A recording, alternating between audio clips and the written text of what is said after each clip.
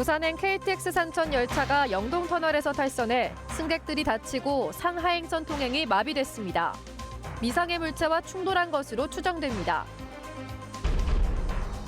신년기획 2022 키워드, 오늘은 충북의 민심편입니다. 역대 선거에서 충북의 표심은 어떤 경향을 보였고 어떤 특성이 있었는지 분석합니다. 지난주 충주의 고속철도 시대가 열린 건 25년 전 한 시민의 제안에서 첫 걸음이 시작됐습니다.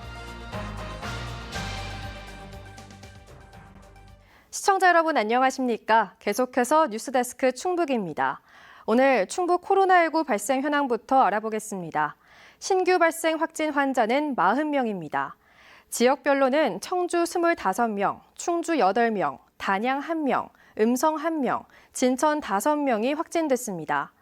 충북 누적 환자는 11,868명, 누적 사망은 1명 늘어 115명입니다. 오늘 낮 서울에서 부산을 향하던 KTX 열차가 터널 구조물에 부딪히면서 선로를 벗어났습니다. 사고 순간 객실 유리창이 깨지고 짐이 쏟아져 내리면서 승객들이 다쳤습니다. 경부 고속선 상하행선은 지금도 마비돼서 KTX 운행에 차질을 빚고 있습니다. 김은초 기자입니다. 부산으로 가는 KTX가 터널로 들어가는 순간 뭔가 부딪히는 소리가 나더니 승객의 비명 소리가 들리고 차창 밖으로는 빨간 불꽃이 쉴 새 없이 날립니다. 차체는 심하게 흔들리고 객차 유리창은 금이 가면서 박살이 났습니다. 선반에서 떨어진 짐과 유리창 파편이 객실 복도에 널브러졌고 화장실도 처참히 부서졌습니다. KTX는 급히 멈춰섰습니다. 괜찮습니까? 영혼이나 놀라셔가지고 이거는 손 좀 드리겠어요. 괜찮아요? 오늘 낮 12시쯤 충북 영동터널에 들어선 KTX 산천 23호 열차는 터널 안에서 떨어진 미상의 물체와 충돌했고 그 직후 제동을 하는 과정에서 선로를 벗어난 걸로 추정됩니다. 큰 폭발음이 있었고 이제 제 오른쪽에 있는 승객분들은 다 소리 지르면서 특히 여성 승객분들 같은 경우는 웅크리면서 바닥에 누우시고 위에 캐리어가 떨어지고 하더라고요. 사고 열차는 터널을 빠져나와 300m 정도를 더 가서 멈춰섰습니다. 승객 7명이 깨진 파편 등에 다쳤고 열차에 타고 있던 승객들은 1시간 반이 지나서야 대체 열차로 갈아탔습니다. 또 경부 고속철도 상하행선 운행이 중단됐습니다. 코레일은 직원 350여 명과 가용 장비를 모두 투입해 긴급 복구에 나섰고 밤새 작업을 계속하겠다는 계획입니다. 현재 차량 복구 등 작업을 벌이고 있으며 내일 첫 열차 운행부터 정상 운행을 목표로 국토부와 항공철도 사고조사위원회는 터널 안에서 어떤 물체와 부딪힌 것인지 등 탈선 원인과 경위를 조사하고 있습니다. MBC 뉴스 김우초입니다. 갑작스런 KTX 탈선 사고로 오송역을 이용하려던 승객들은 큰 불편을 겪었습니다. 경부선과 경전선, 상하행 KTX와 SRT 수십 대가 무더기 지연 운행되면서 발이 묶였습니다. 이채연 기자입니다. 매표 창구에 긴 줄이 늘어섰습니다. 갑작스런 열차 지연 소식에 여기저기서 문의가 폭주합니다. 직원분께 한 번 더 확인을 해주시는 거죠? 아니요. 지금 현재로는 저희가 부산 내려가는 열차 지금 다 막힌 상태예요. 네, 저희가 발권을 못하게 지금 막아놨어요. 지금 서울 가시는 거는 열차가 어떻게 정상적으로 운행할지 지금 말씀을 못 드리거든요. 언제 갈지도 모르겠네. 네. 표를 사놓은 다음에야 사고가 난 걸 안 승객도 당황스럽기는 마찬가지입니다. 지연되고 있다고 이제 뒤늦게 소식을 들어가지고 이제 문의를 드렸더니 본인들 모른다고 어떻게 될지 오늘 안에 될지도 모른다고. 안내 방송을 해도 한꺼번에 승객들의 발이 묶이면서 잘 들리지 않았습니다. 그러니까 제 말 어디서 기다리고 우리가 어떻게 알 수 있냐고. 방송 너 시끄러워서 안 들리는데. 잘 안 들려요.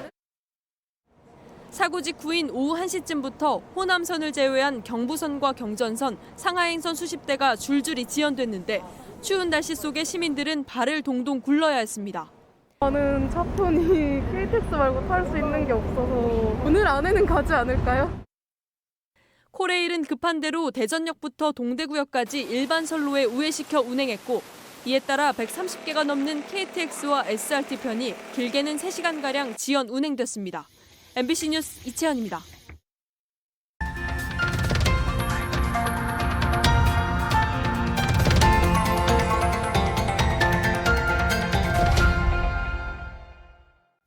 대통령 선거와 지방선거, 그리고 청주상당 국회의원 재선거까지 2022년은 말 그대로 선거의 해인데요. 역대 직선제 대선 충북 표심을 분석했습니다. 올해 선거에서는 어떻게 나타날까요? 2022년 키워드, 오늘은 민심입니다. 신병관 기자입니다. 충북을 찾는 대선 주자들이 거의 빼놓지 않는 말이 있습니다. 충북이 민심의 바로미터라는 건데요. 과연 실제로 역대 대통령 선거 결과 팩트는 어땠을까요? 직선은 모두 12번이었었는데요. 9명이 직선으로 대통령이 됐습니다.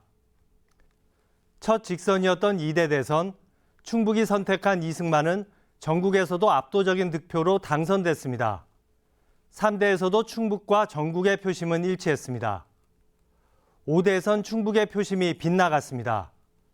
충북 유권자는 윤보선을 가장 많이 뽑았지만 전국적 선택은 박정희였습니다.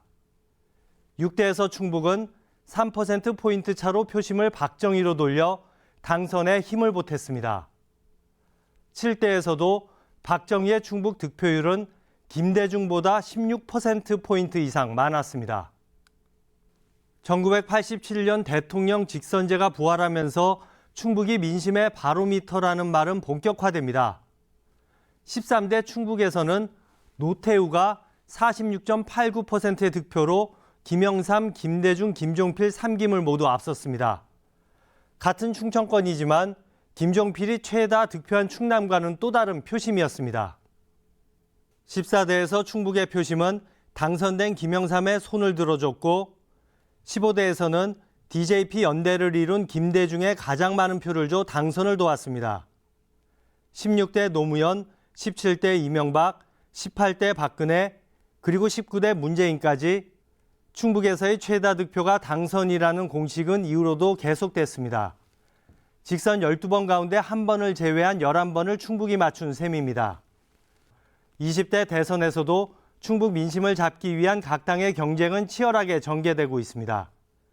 더불어민주당은 이재명 후보의 추진력이 지역사업 완성의 필수 조건이라는 주장이고 그것이 다만 어떤 현재 계획으로 이루어져 있기 때문에 이것들이 실현되기 위해서는 좀 더 같은 성격의 정권이 들어서야만. 국민의힘은 정권 교체를 위해 충청권이 윤석열 후보의 힘을 모아달라고 호소하고 있습니다. 충청권에 기반을 둔 후보이기 때문에 우리 충청도의 공약이라든지 또 충청도민들이 그동안 이루지 못한 여러 가지 현안에 대한 과제에 대해서 아마 적극적으로 응해 줄 것으로.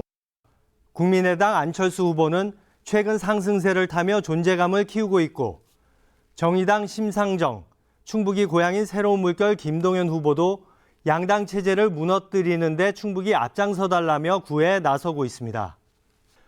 대통령 선거가 있는 올해 지방선거도 치러집니다. 지방선거는 대선에 직간접적으로 영향을 받을 수밖에 없는데요. 대선이 끝나고 불과 석 달 남짓, 5월로 예정된 대통령 취임식에서 불과 한 달 정도 뒤 지방선거가 치러지다 보니 대선 승패가 곧 지방선거 승패라는 인식이 지역 정치권에 적지 않게 퍼져 있습니다. 그렇지만 과연 대선 승자는 안심할 수 있을까요? 대선 5개월여 뒤 치러졌던 1998년 제2회 동시지방선거.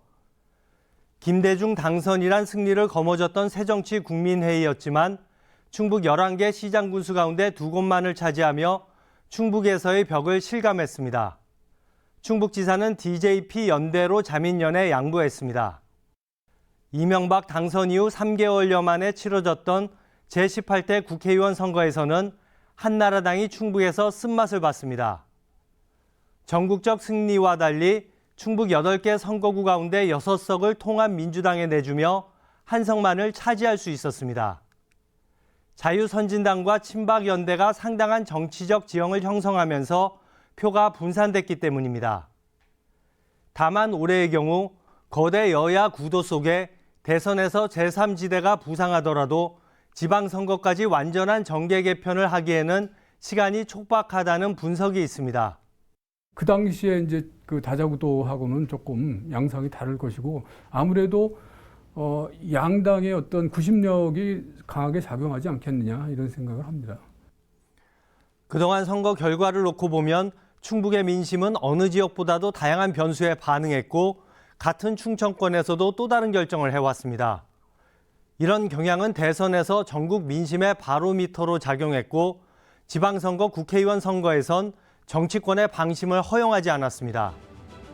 대통령 선거와 지방선거, 그리고 청주상당 국회의원 재선거까지 선거가 혼전을 거듭할수록 충북의 민심의 정치권은 촉각을 곤두세우는 한 해가 될 전망입니다. MBC 뉴스 신병관입니다. 김진균 청주 복명준 교장이 충북 교육감 출마를 선언했습니다. 충북교총 회장을 지낸 김진균 교장은 학생의 미래가 달린 교육 현장은 특정 이념이나 교육 이상을 실험하는 연습회장이 돼선 안 된다며 33년 교육 현장을 지킨 자신이 나서 참된 교육을 실현하겠다고 말했습니다. 특히 자유학년제와 고교학점제 선제 도입, 일반계 고교 강제 배정 등 현 교육감의 정책에 대한 대대적인 재검토를 공약했습니다. 이번 김 교장의 출마로 현재까지 충북교육감 후보군은 앞서 출마를 선언한 심의보 충청대 명예교수와 윤건영 청주교대 전 총장, 여기에 김병우 현 교육감까지 모두 4명입니다. 국회 윤리심사자문위원회가 최근 국민의힘에 복당한 박덕흠 의원에 대한 제명을 의결해 윤리특위에 제출하기로 했습니다. 윤리심사위 의결은 강제성이 없어 윤리특위가 징계 여부를 다시 결정하게 되며 본회의 의결을 거쳐 최종 확정됩니다. 윤리심사자문위는 박 의원과 함께 무소속 윤미향, 이상직 의원도 제명 의견을 제출하기로 했습니다. 한편 충북참여자치시민연대는 성명을 내고 문제가 생기면 탈당하고 잠잠해지면 복귀하는 것은 유권자를 무시하는 행태라며 박 의원을 복당시킨 국민의힘 충북도당이 도민 앞에 사과해야 한다고 주장했습니다. 충북선 무궁화호 열차만 다니던 충주에 90여 년 만에 새로운 철도, 중부 내륙고속철도가 지난주 개통했습니다. 각종 우여곡절 끝에 철도가 들어섰는데 이 철도의 첫 시작은 사회 지도층도 정치인도 아닌 한 시민의 말이었습니다. 허지희 기자가 보도합니다. 중부내륙 고속철도 개통식 날 열차 시승에 나선 이시종 충북지사 손에 한 노인의 영정사진이 들려 있습니다. 출발에서도 옆자리에 모셔진 사진. 충주 지역 원로인 김영호 어르신입니다. 충주에서 서울까지 국도 등으로만 3시간 넘게 걸리던 시절 1997년 4월 첫 고속도로인 중부내륙 고속도로 착공에 모두가 들떠 있을 때 당시 이시종 충주시장에게 유독 다른 말을 던졌습니다. 이 시장 기왕 내친 김에 서울서 충주를 해서 김천을 쭉 뻗는 철도 좀 한번 나보지. 이 말씀을 그분이 처음 하셨을 때 굉장히 저는 아주 불가능한 야속한 거로 제가 생각했었는데 그것이 몇 달이 지나도 제 머릿속을 떠나질 않아서.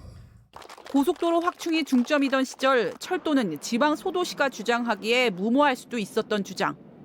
제가 이제 문경까지만 연결되면 문경서 밑으로 또 연결돼 있으니까 옛날에 문경이 그 석탄광산이 많아 있으니까 그 중앙정부에 건의해서 하면은 이쪽 발전이 쉽지 않겠느냐는. 이 제안은 학술적 근거 마련을 거쳐 중앙정부를 쫓아다닌 끝에 국토 중앙 남북을 연결하는 국토균형 발전 차원에서 2000년 국가기관 교통망 계획에 반영됐습니다. 98년도에 나온 21세기 국가 철도망 계획에 바로 서울에서부터 충주로 해가지고 김천으로 해서 진주, 더 넓게는 거제도까지 가는 축을 이제 저희들이 찾아냈지요. 충주농고 교사를 역임하고 노인회장 등 원로를 지낸 김영호 어르신은 지난 2015년 각종 우여곡절 끝에 철도가 착공하는 모습을 지켜봤지만 2017년 작고에 이번 개통식엔 참석하지 못했습니다. 중부내륙고속철도는 복선 무산과 아직 서울까지 직결이 안 되는 문제, 거제까지 연결 노선의 차질 없는 추진 등 남은 과제도 많지만 지역 변화의 토대를 마련한 계기가 됐습니다. 중부내륙선도 중부 지역과 수도권 간 사람과 사람, 문화와 경제가 활발하게 소통해 국토 균형 발전에 크게 기여할 것으로 기대합니다. 말 한마디로 그칠 수 있었던 한 시민의 대범한 생각은 정치를 만나 후세대의 결실로 돌아왔습니다. MBC 뉴스 허지입니다. 코로나19 오미크론 변이가 지역 내에서 확산되고 있습니다. 영동군에서 중학생 3명이 지난 2일 코로나19 확진 판정을 받았는데 오미크론 변이인 것으로 최종 확인됐습니다. 이 학생들은 다른 학생의 가족을 통해 3차 감염된 것으로 조사됐는데 최초 확진자가 어떤 경로로 오미크론 변이에 감염됐는지는 아직 확인되지 않았습니다. 방역당국은 오미크론 변이 감염 환자와 접촉한 100여 명을 검사했지만 추가 확산은 아직 없는 것으로 파악했다고 밝혔습니다. 코로나19 재택치료 과정에 이동형 음악기를 제공하는 시범 사업을 충청북도가 전국에서 처음으로 실시합니다. 가정 내 격리 공간에 음압기를 설치해 가족, 이웃 간 바이러스 전파를 차단하기 위한 것으로 청주의 한 재택치료 과정에 이동형 음압기를 설치했고 추가 신청을 받아 2곳에 더 지원할 계획입니다. 이동형 음압기를 원하는 재택치료 과정은 관할 보건소에 신청하면 되고 평균 재택치료 기간을 고려할 때 한 달 평균 9개 가정이 지원 혜택을 받을 것으로 보입니다. 사업 인허가 승인 없이 아파트 청약을 진행해 민간 임대주택에 관한 특별법을 위반한 시행사에 대해 충주시가 과태료 500만 원을 부과했습니다. 충주시는 해당 시행사에 과태료 부과 사전 통지 공문을 발송했으나 우편물 반송으로 행정절차법에 따라 과태료 부과 사전 통지 송달 공고문을 20일까지 게시한다고 밝혔습니다. 해당 시행사는 지난달 13일 충주시에 300여 세대 주상복합 건물을 짓겠다는 건축심의 신청서를 냈으나 인허가를 받지 않은 상태에서 10년 전세 민간임대 아파트 청약을 강행했습니다. 주민 반발 속에 괴산읍 신기리에 추진 중인 의료 폐기물 소각시설 업체가 원주지방환경청에 허가 신청 기간 연장을 요청해 수용 여부에 관심이 쏠리고 있습니다. 이 업체는 지난 2019년 하루 86.4톤의 의료 폐기물을 처리할 수 있는 소각시설을 건립하겠다며 원주환경청에 사업계획서를 제출해 적합 통보를 받았으나 괴산군은 공장시설 인허가를 내주지 않겠다는 입장을 밝혀왔습니다. 허가 신청 기간 연장은 한 차례 가능하지만 원주환경청이 받아들이지 않으면 사업은 사실상 무산됩니다. 보은군 속리산면에 고령자를 위한 복지주택 80가구가 들어섭니다. 보은군은 국토교통부 주관 공모사업에 선정돼 2024년까지 169억 원을 들여 속리산면 상판리 일원에 고령자 복지주택 80가구를 건립한다고 밝혔습니다. 이곳에는 사회복지시설과 공동식당, 텃밭, 시니어 카페도 들어섭니다. 한편 보은군의 65세 이상 고령자는 전체 인구의 33.1%로 초고령화 사회 기준을 넘었습니다. 고근석 시민 충북도의회 사무처장이 취임했습니다. 고근석 사무처장은 7급 공채로 공직에 입문해 대통령 비서실 행정관, 음성 부군수, 충청북도 문화체육관광국장 등을 역임했으며 지난 1일자 정기 인사에서 지방 이사관으로 승진했습니다. 고 처장은 취임사를 통해 개정 지방자치법 시행에 맞춰 의회 인사권 독립 등 의회 전문성 강화에 역량을 집중하겠다고 밝혔습니다. 김동성 전 단양군수가 지병으로 별세했습니다. 향년 75세인 김동선 전 군수는 지난 2006년부터 민선 4기에서 5기 8년 동안 단양 군정을 이끌었습니다. 김 전 군수는 정당 공천제 폐지를 주장하며 지난 2014년 임기 1년 4개월 남겨놓고 새누리당을 탈당하고 3선 도전을 하지 않았습니다. 충청북도가 악취와 환경오염 등 축수산 환경 개선을 위해 올해 4개 분야 95개 사업에 861억 원을 투입합니다. 충북 소식 마칩니다. 시청해주신 여러분 고맙습니다.